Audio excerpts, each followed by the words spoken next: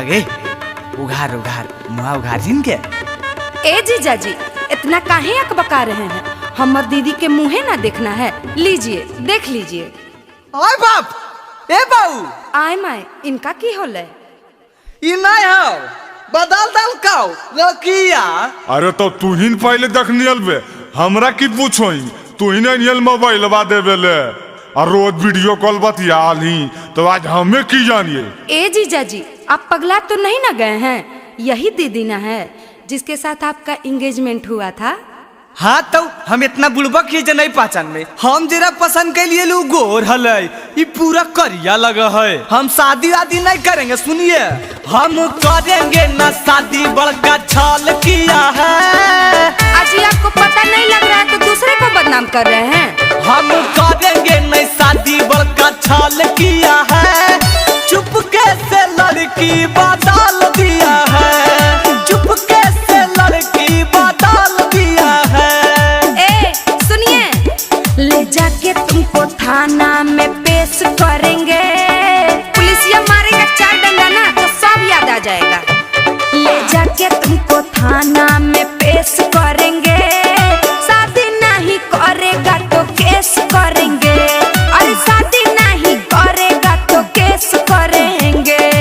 अरे बाप, एक तो लड़कियों बदल दी हैं, दूसर में हमारे धमकी दे रहे हैं केस करे के। हम आप पे केस करेंगे 420 वाला। अच्छा बनिएगा तेज।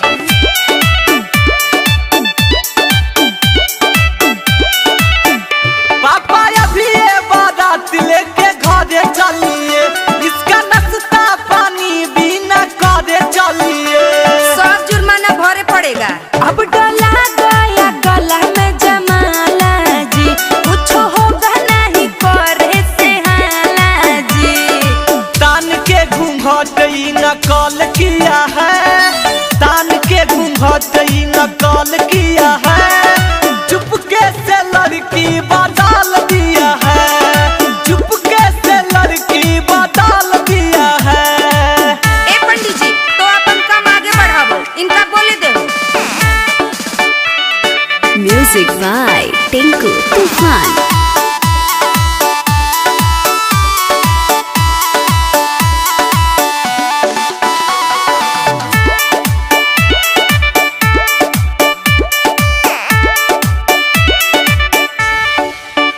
शादी नहीं होगा अब टाल दीजिए, जयमाला गले से निकाल दीजिए।